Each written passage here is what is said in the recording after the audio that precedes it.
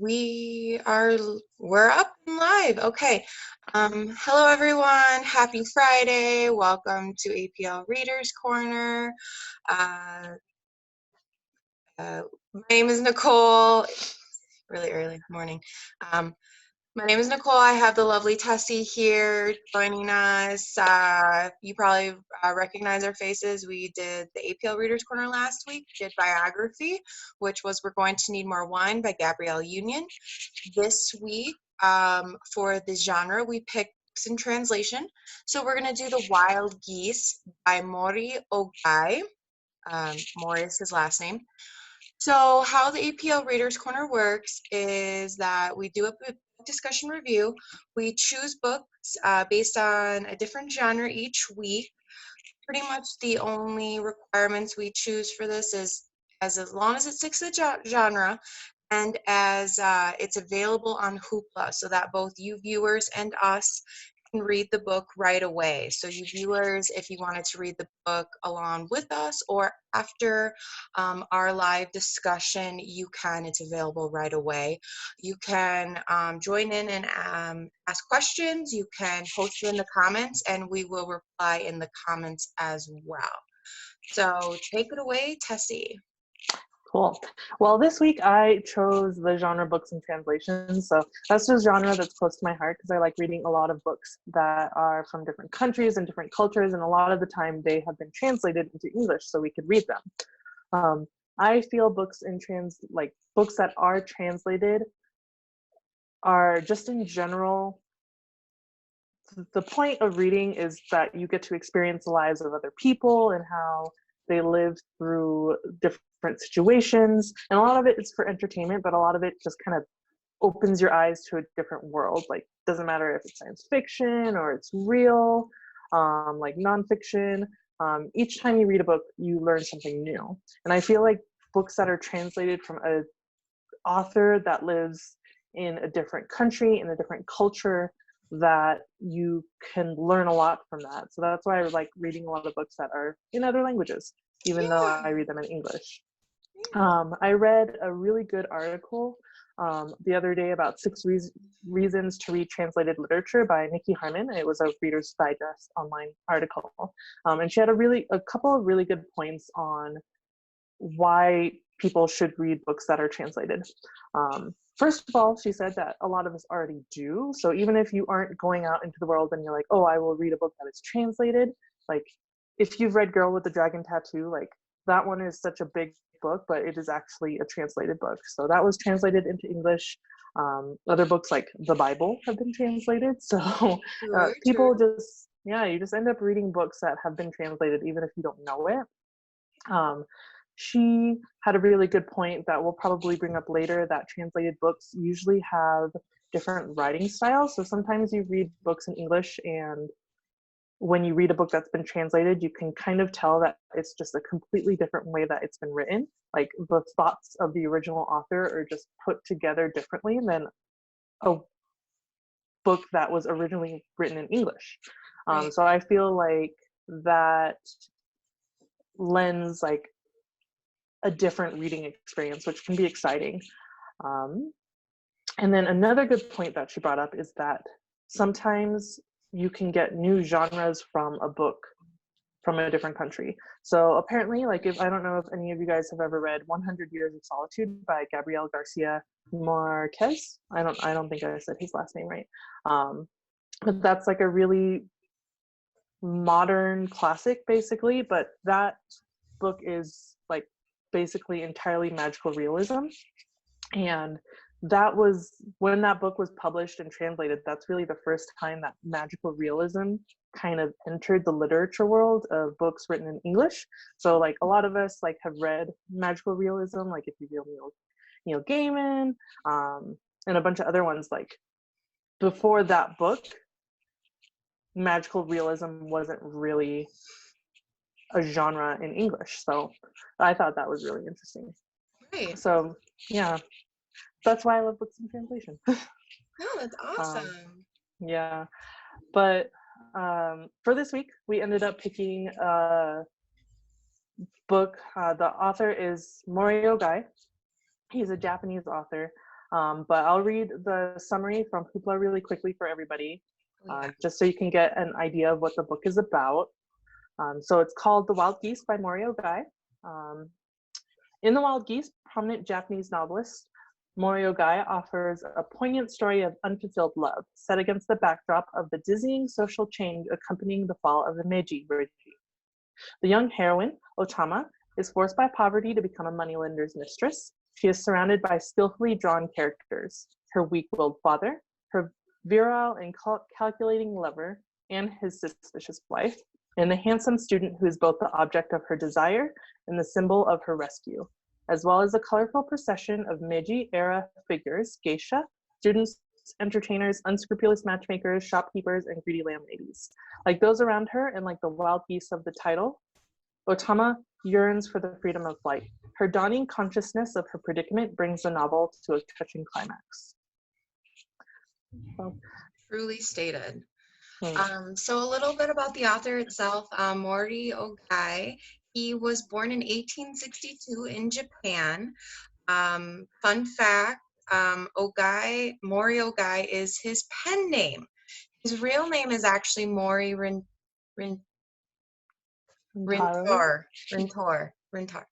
I'd say it wrong, but just know Ōgai is his pen name actually. What was really interesting about him that I found was that he learned both Dutch and German at a really young age. And at 12 years old, he actually lied and said he was 14. And he entered the preparatory course of Tokyo Medical College and then went on to Tokyo University as a medical faculty. He graduated at 19 and he wanted to become an army surgeon. So he enlisted in 1882.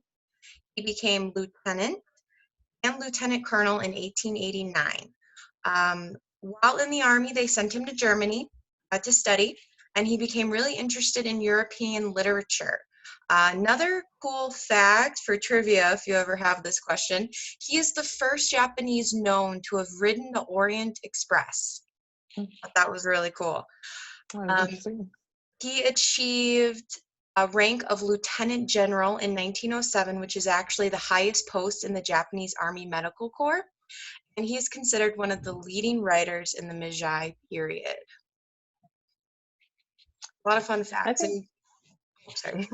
No, like he's just such an interesting character. Like you wouldn't expect someone from like joining the army and being in medical college to like have produced so much literary work during that time period, and then being like a prominent figure in literature during that time. So he was like in the army, he was a doctor, and he was also an author, so he was busy. Yeah, I actually got a lot of this information from the introduction right before the book, which was really interesting. And then obviously some little different tidbits here, especially learning the different ranks he achieved and how high he went up in the army. Yeah. And somehow or another, we ended up picking a book. Like we usually pick books that are a little bit more popular, but this one is not very well known. I don't know if it was because it's a book that has been translated. Sometimes those don't get as much hype as like a regular book. But Amazon gave it a review of a 4.2. Goodreads gave it a 3.6. And now Hoopla is that's only a review. Just in general, this book isn't that well known, but I still think personally that I liked it a lot. So I don't know about you, Nicole. No, I really did enjoy it. The idea of the story was really interesting, and I think it ended up becoming a movie. I think it's called The Mistress. Little known fact. So just the idea of it. At first, when he's first talking about the story, you think it's mostly about Okada, the young boy in college, and then kind of slowly progressed to realize that it's actually more Otama's story, or maybe their story together, but told differently from each viewpoint. So that was kind of interesting. What did you like about it? I've read a couple of, like, not so much a couple, but I've read there he has a contemporary, so Mori Ōgai has a contemporary during that time period, um, Natsume Soseki? Yeah, I think I said his name right. Um, he also wrote books during that time period. Look, I noticed, that the tone or the way that those 2 authors write, like, they're different, but actually at the same time, they're the same in that they take, like, quiet parts of reality and turn it into a book. So this book, I felt when I was reading it that it was very quiet, it was very gentle, I guess. So it's Yeah, not like yeah. about action, it's not about like large things happening in people's lives. It's just about like the quiet everyday of people going through their lives. So I really appreciated like the snapshot of that time period. Um, and even though it wasn't like a very exciting book, like I felt like I got a lot out of it. So I really liked the book, and that's what I got the most out of it. Yeah, you can definitely tell that it was more like he's a storyteller. It was him Hmm. reenacting a story that was told to him, and then Hmm. he's kind of adding himself into it too, because the idea is that he's supposed to be that he's there during while all this interactions are going on, so he kind of like adds himself into it, like, yeah, I lived across the hall from him, and he told me his story, and then Hmm. Otama told me her story, and so this is what I got from both of them, and this is how I'm telling it to you. So I really like that part. Hmm. Now, do you think he's the Morio guy is actually the narrator in here, or do you think the narrator is just a person who made up? um, hmm. I don't know. Part of me feels like it might be a little made up, just so Hmm. that it Well, would make sense to be able to tell from two different points of view this story, so that you kind of had to slip someone in there that was kind of like a third party, so to speak. mm-hmm. So that's how I think maybe. Makes sense. Yeah. What do you think? Cool. So um, so you mentioned this before, but like, can you tell that the book has been translated when you were reading it? Yes. Mm, Yes. I think it's because the way the story is told, it doesn't have a normal flow. But I think the like stories that I read would have. Um, mm-hmm. in some parts it felt kind of choppy, and I wonder if that's just because um, the way it was translated. Sometimes it's hard, you know, maybe the words he was trying to convey don't mean the same thing as they do in English, or maybe there's not a word for it in English.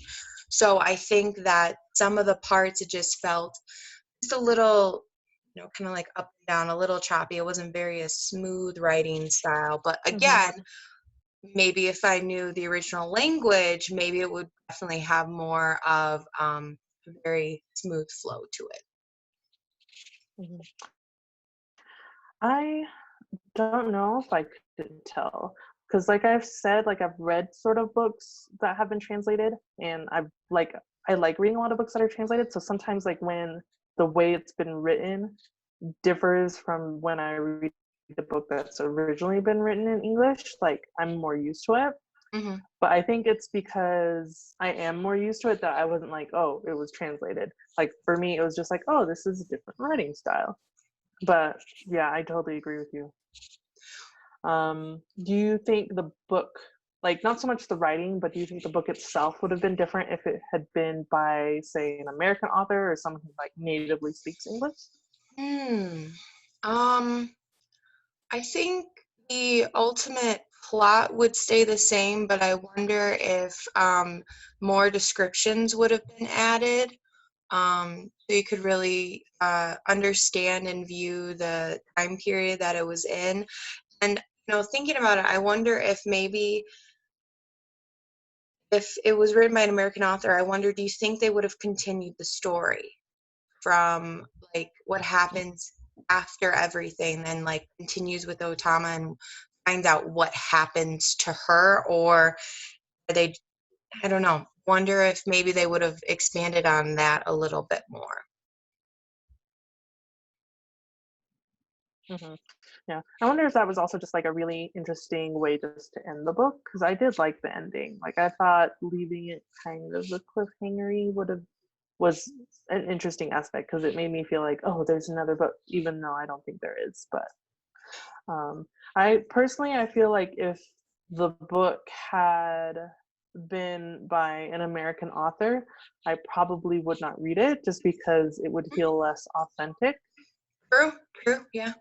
Um, like if, yeah, like just the descriptions of the geisha and just the way the world worked. Like I thought it really interesting when they would describe like the houses and where they were. Like I was trying to build a mental map of like where all these houses were in relation to each other. And I feel like if author who wasn't familiar with Japan and the way that life was during that time period, I would not take it seriously, and so I probably wouldn't read the book. Well, and maybe, having someone growing up in that culture as well, he did a really good job explaining, certain things like, like the geishas and certain customs they have, especially when it came to like the mistress meeting the family and how they had to go between Yeah, and that was stuff. And interesting. maybe someone who hasn't grown up in that culture um, for a long period of time wouldn't really understand that and wouldn't make sure Mm-hmm. to note that specific stuff. I thought the ending was Mm-hmm. realistic. Um, Yeah. just like you don't know what happened, and he didn't press any further. He just realized that kind of like two star-crossed lovers, and their journey ends, and they continue Mm-hmm. separately. It Mm-hmm. happens. Yeah. Um, so, what are some elements in the book that made you realize that the author was from a different country or culture? Mm, I would say just the descriptions in general. Like it's just they just felt really like they were just really good descriptions. Like I could tell that like it was someone who, like I just said, like has lived through this and like is familiar with it, and they could like describe it in detail in a way that wasn't over the top, I guess. What about you? Yeah, no, I think definitely kind of what you said, where he didn't go over in detail, but he did it just enough so you could understand what was going on, and still be able to appreciate, that it wasn't America, it was a different culture, it was a different country. Um, and Mm-hmm. I just, yeah, I was really interested in the kimonos. 'Cause, he kind of Mm-hmm. talked about how like Suezo had a really nice kimono where his wife had really Mm-hmm. crappy kimonos, and kimonos I've ever seen, they've always are beautiful. So um, obviously that's not the case. So Mm-hmm. there are different Mm-hmm. styles and everything. So it was cool for him to talk about that kind of stuff. Mm-hmm. Do you think the narrator, like who we're assuming is Mori Ōgai, is reliable? Like when I was first reading the book, like he mentions that Okada is the hero of the novel. Like, did you do you agree with him? Yeah. Well, it's kind of hard because, like like I had said before, he's telling the story. He's telling the accounts of two different people that he encountered and interacted with. So you can definitely tell, there's a lot of stuff we missed. Um, Mm-hmm. we, we, it sounds like, obviously Okada was probably telling the truth in his interactions that he actually did have with Otama, but I felt like it was like, oh, they're not enough, and that, um, Mm-hmm. maybe the dialogue might be different than how the dialogue actually happened between the two of them. I mean, obviously he's the narrator, so he's taking what Okada had said to him and kind of just creating their conversation from what Okada has said, but what if maybe Otama had a completely different reaction to their conversation, you know? So I feel like that was a little different. So I think he was reliable enough in that he told exactly what was told to him. I wonder if maybe there's some disconnect there. And he views Okada so highly that I think you believe he's the hero, but me, I don't see what he does as a full hero. He's just, I think, a very good and moral human being. Maybe not just a hero. So that was how I felt. Yeah, I thought it was extremely interesting that near the end of the book, he said he got half of the story from Otama. And I was like, why is that not in the book? I want to know how he even met her and like got that story out of her. But Right. it lends a bit of mystery. So No, that's true. A good question, because I'm dying to talk about this. What are your opinions on different characters? So we have Okada, the young college student. We have Otama, the beautiful, well, she's beautiful poor girl who ends up becoming a moneylender's mistress. Moneylender being Suezo, Tsune being his wife, and then Ume, which is Otama's maid or servant girl. I'd love to hear what you think about them. Yeah, so like when I was reading the summary for this book, like after like before I read it, I was like, okay, cool, it's a summary. But then after I read it, I was like, I feel like it was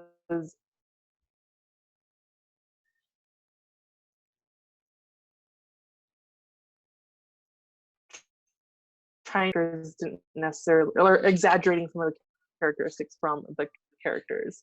So it's like Okada, like I felt like you said he was a very like good person, like he might not be like the hero. And then I felt like Otama, like for her motivations in becoming Suezo's mistress, I feel like the main part of it was not so much, well, poverty was a part of it, but I think her wanting her father to have a good life was the main motivator for her.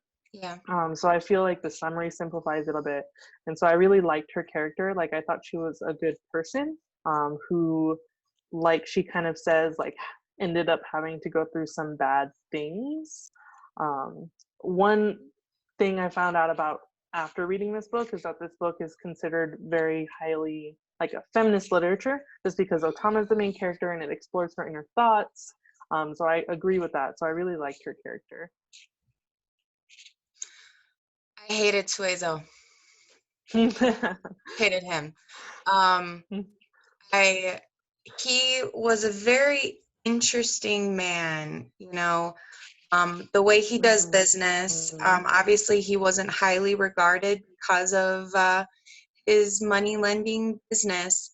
And then for him to always make sure he looked good and dressed very well and didn't feel the same about his family, his wife and children, that was really interesting because normally in like American culture, the husband would want to keep up appearances, so he'd have the wife and children dressed just as extravagantly as him, but still be withdrawn and cold and distant to his wife. So that was really interesting. And then for him to then want more and then want to have a mistress and to go through all that trouble wooing her father and having a go-between just to get Otama, and then buy her house, buy her father a house, and just to keep up those promises that he made to Otama's father. It was just like, geez. And then the whole time Atsune knows exactly what's going on, and Suezo is, manipulating her and telling her like, no, Mm-hmm. that's, so and so's mistress. I'm just helping her out because of the money lending problem. And it's like, she knows. She knows. Yeah. And Ume is just, she's a younger girl, but you can tell she really does care for Otama, and um that their dynamic is really interesting. And really Mm-hmm. didn't like that there was a snake in it. Oh, There was that are you point scared of where snakes? I don't like snakes. So that snake crawled up into the bird cage Oh. that Suezo bought Otama. And then that whole scene where Okada has to try to kill the snake and he's like at the middle, and I'm just like, ugh. And this little boy has to come up and pry. Oh, that was interesting. Yeah, Yeah. I didn't see Okada as a hero per se. Just he's a young man who's a really good guy, and it sounds like he has a bright future where Otama doesn't. So you kind of Yeah. have that like different sides of the coin. One who has had a lot of good fortune in his life, and the other who's kind of just dealing with everything as it comes along. I Mm-hmm. enjoyed that. Yeah. So now that we've been talking, like you just mentioning like him having a really bright future and her like not, like it's making me realize like while we're talking and with like the snake, like this book has so much symbolism. Like originally we had a question here about like what the symbolism is in regards, because near the end of the book Okada ends up killing a wild goose, and like the wild geese is supposed to be like a representation of Otama, right? And like her situation, her wanting to break free. But then I feel like this book just has so much symbolism that I haven't really started even thinking about, like the snake, like just the characters in general. And I'm not even sure if there's more to the symbolism that I'm not noticing with the wild geese. Like, do you Mhm. have any thoughts about that? Well, now that you mentioned that the wild geese is supposed to represent Otama and like the idea of her freedom, I wonder if the symbolism with Okada killing geese is almost kind of like killing their future together. Yeah. And then thinking about it, it makes you wonder because, like you said, I had said that, there are two sides of a different coin. One has really good fortune and the other is longing for something more. And so thinking about it now, it's like, I wonder if that was his way of kind of just ending it, letting him know that their relationship will never start, will never take off, so to Mm, speak. Um, it's true. I think the snake is Suezu. I'm gonna go with symbolism. Mm, Uh, you're just like, I'm sticking with it. with his jaws locked down on the bird. So that's probably That what it makes sense. was. That's probably Yeah, what I was that makes thinking. What sense. did you think about this? What symbol do you think the killing the wild goose meant to you with Okada? I mean, I agree with you. Like, I feel like it was just ending the relationship before it even started. Like, I feel like it was a really clever way for Mori Ōgai to kind of foreshadow the fact that their relationship wouldn't go anywhere, even though when you're reading the book, like, as Otama starts, like, realizing that she wants more from her life than just to be a mistress, and she starts realizing that, oh, like this person that I keep seeing casually, like maybe something could be there, like maybe start something. And then that scene where he kills a wild goose and you're like, well, probably not. And then you find out that nothing really happens for them. Yeah. So it was like parallel foreshadowing. I don't know, I thought it was clever. No, it was good. Yeah, and I think it was a great way to wrap up the story. Yeah. You know, stories don't have to have a happy ending. We've been taught that more No. and more times, and I think if it would have ended any other way, probably maybe we wouldn't have liked it as much. So Yeah. I think it ended the way it should have. Um, Mm. But yeah, so I think that's all the time we have for today. Thank you, Tessie, again. My familiar face, my guest here. Please tune in next Monday, May 11th at 10 a.m. for our next virtual story time. Everyone's been doing such a good job with that. I've been tuning in. They're so good. Everyone's been doing such a good job. Also, we have next Thursday at 1 p.m., we have our APL mystery reads where we have someone read the first 15 minutes of the first chapter of the book. They won't reveal the book title or the author until the end, which I think is really fun to do. And then, of course, next Friday, May 15th at 1 p.m., please tune in to our APL Readers Corner. Our genre for next week is going to be science nonfiction. We are going to be reading The Hidden Life of Trees by Peter Wolpe. So thank you so much, everyone, for joining in, and I hope you all have a good Friday. Bye, everyone.